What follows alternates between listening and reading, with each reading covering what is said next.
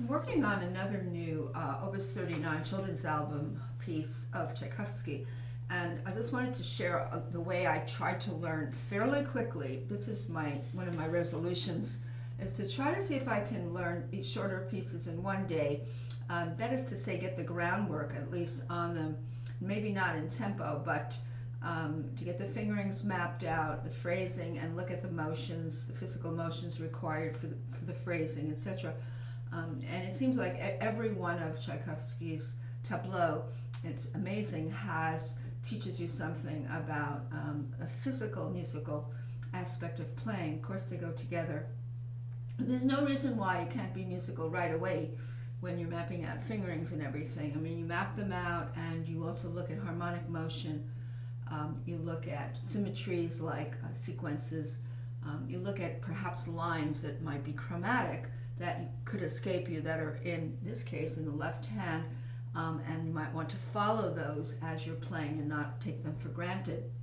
But the big thing in Winter Morning, which is number 2, and I'm going very slowly because I'm learning this as I sit today, is this motion that's redundant in the piece. So the motion, and if you separate the hands, you can see the motion more easily, is an accent on the first chord, and then a wrist spring forward on this. This is the lean less. This is what's happening redundantly.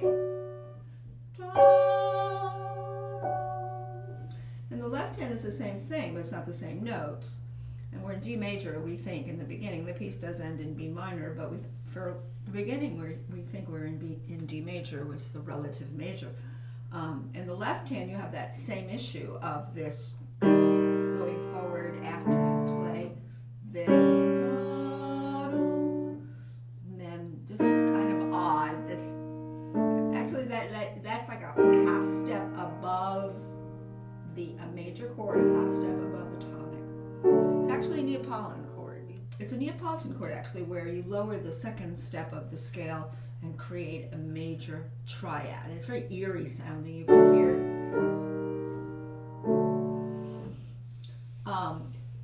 In this case, it's used to pull you back by half step to D from E flat.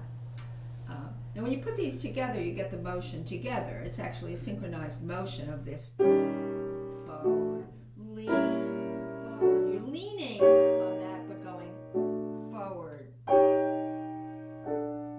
And he has a crescendo there, but that comes after I've kind of figured out what's going on.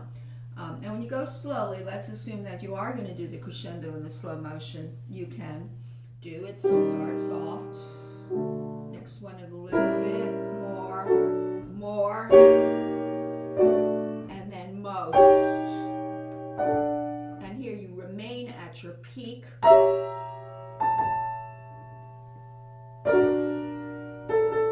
What's interesting is you have this B flat AA on top here, and now in the next chord, in the next measure, you have it on the lower voice. So you still want to be aware of it with an accent. A lot of students will go, well, I just want to bring out the top note all the time of a chord, but that's not the case. If you see the accent thrown on the alto voice of the two voices, then you cannot dismiss the importance of that. And that's what's tricky in this, because he throws the accents in different places.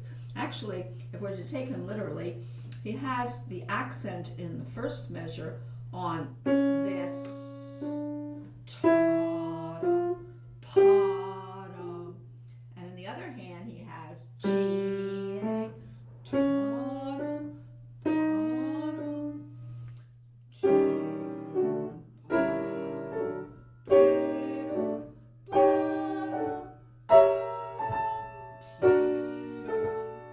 now it's on top, it's on bottom.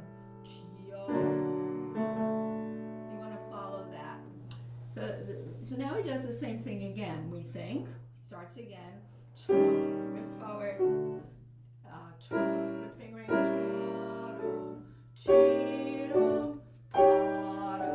Something different here. So what you have to do when you're practicing it is note that something's changed. Now you expect to do the same thing, he doesn't. And he does something different. Now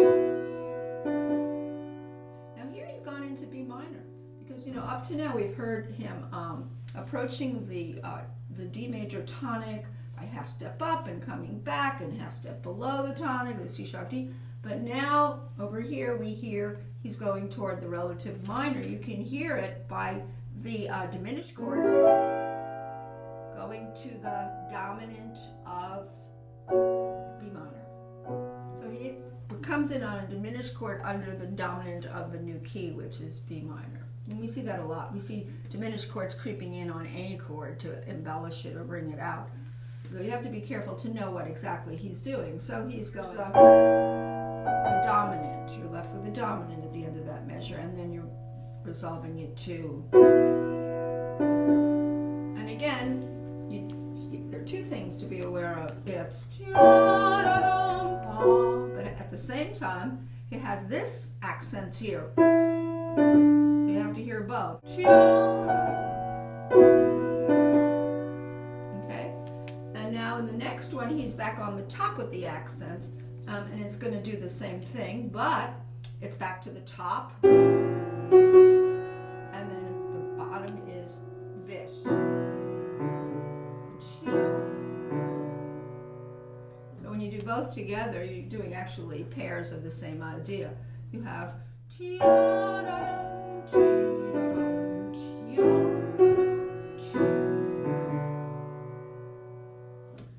so when you're learning, you're looking for what's alike, what's different, what's a new key. Now he's staying in the B minor on the second page, and this is another idea. Now in the left hand he has pom, pom,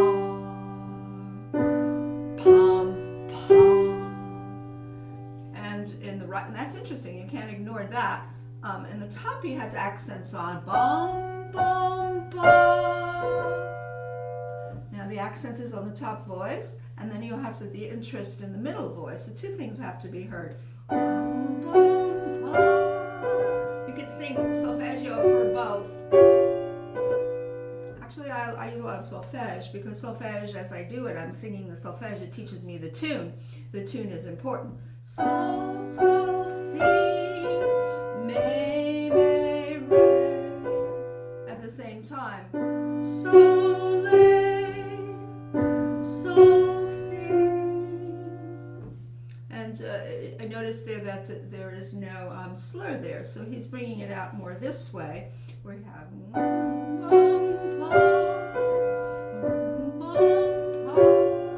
same thing.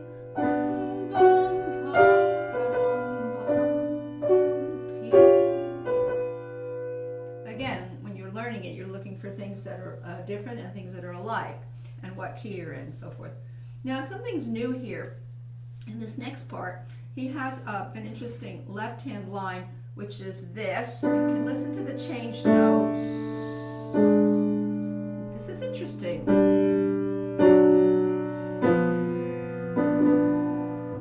So you can't dismiss that, because even though you're listening for the top, you want to hear that descending chromatic. Here it is. There it is. There it is. So that's something tricky because of two things.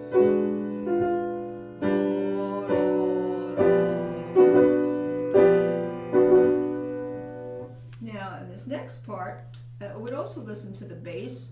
I would listen.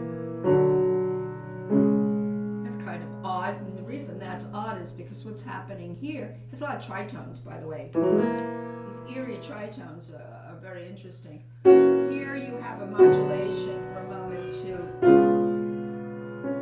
dominant. Now that could either go to F sharp major, F sharp minor, or what he does is fools us. We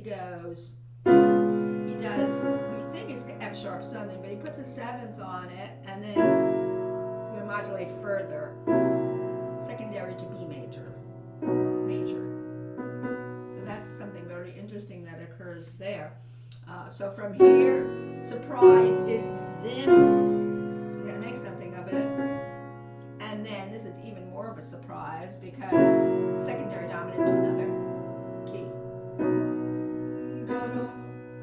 now there are sequences. He goes down to that bass. Very important.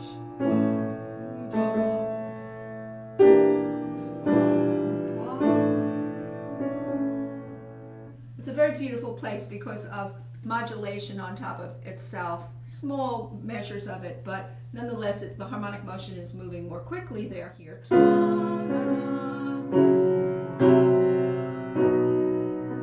Then you cannot forget this. And then it continues. Now whenever these chromatics occur in the very bottom, you have to pay attention to it.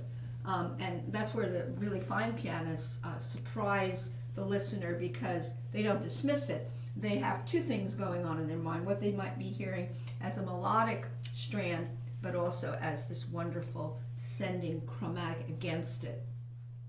And I'm still learning, so I'm not going quickly, and I'm really listening carefully to that bass. Especially here, I want to be careful. And again, goes that lower. Hear it? And then a tritone. And this leads us back to the dominant of D major. Back home to the beginning. D major, but everything comes back. Ta-dum, ba-dum, ba-dum, ba-dum, chi-da-dum, chi-da-dum. Comes back. So whatever you've learned before comes back. Ta-dum, ba-dum. Now hear it different. Back to B minor by the fourth chord in the left hand. Ba-dum, chi-da-dum, down dominant. Ba-ba.